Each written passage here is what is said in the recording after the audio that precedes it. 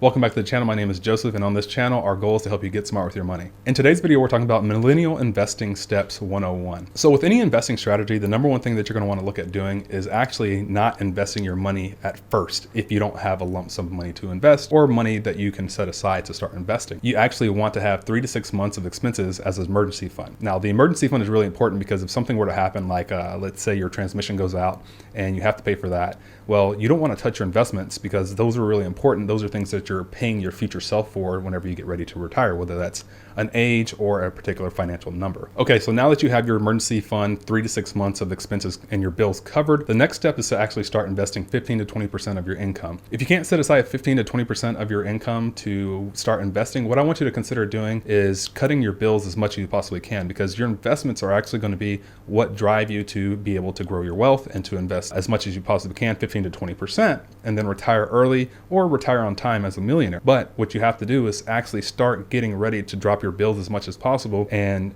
actually increase your investments as much as possible, because you might want to retire early, or if you want to retire on time, that 15 to 20% is what I would probably shoot for, is going to be highly important. So your bills need to come down in order to actually meet that number. So here's the main reason why, if you start to invest 20% of your income, this is how the math works. If you're 25 as our age for this particular equation that we're going to be running. So the average income for a 25-year-old in the US is about $32,000. So let's say you want to invest 20% of your income. Well, that's roughly about $6,400 a year, or $533 per month. So you take that $533 per month and let's say you throw it at an index fund that tracks the S&P 500 or something that tracks the total stock market, like a particular Vanguard ETF or index. Well, what you're going to be looking at is about 8% return year over year, and that's going to be compounded. So if you took that money, that $533 per month, and it starts compounding year over year at that 8% rate that we're talking about, well, by the time you reach 65, or let's call it 40 years later, you would have $1.6 million in your investment account. So here are a couple things to take into consideration, because I know $533 seems a lot to some people, but if you're meeting the $32,000 per year that we're talking about as far as income, well, this does not include any raises that you might be getting. It also does not include getting married. It also does not include any side hustle. So basically any of those things that you're able to do if you get married and your spouse makes a certain level of income, well, that income can also start contributing to your 20% that you're trying to invest. Not only that, your raises that you have, any jobs that you get that pay more than you currently make, all those things actually will accelerate this rate, and either you retire with more money or you retire sooner. So that number that we said, $1.6 million, is saying that for the next 40 years, you didn't get a single raise, you would retire a millionaire with $1.6 million in your investment account. However, I believe that everybody, most people who are working at this current level that are making about $32,000 a year, will get raises every year. They will probably get married at some point, or if they don't get married, they'll have,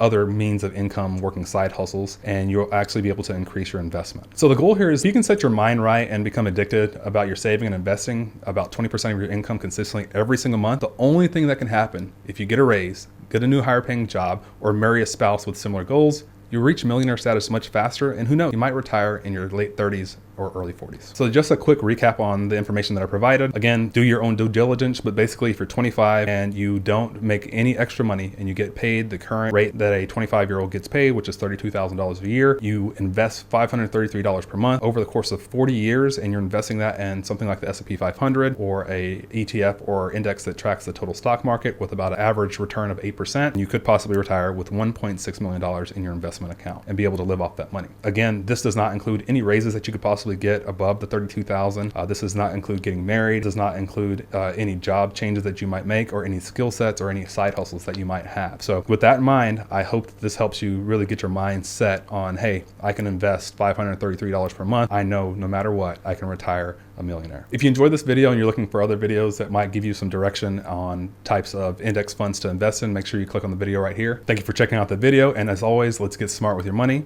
and I'll see you guys in the next video.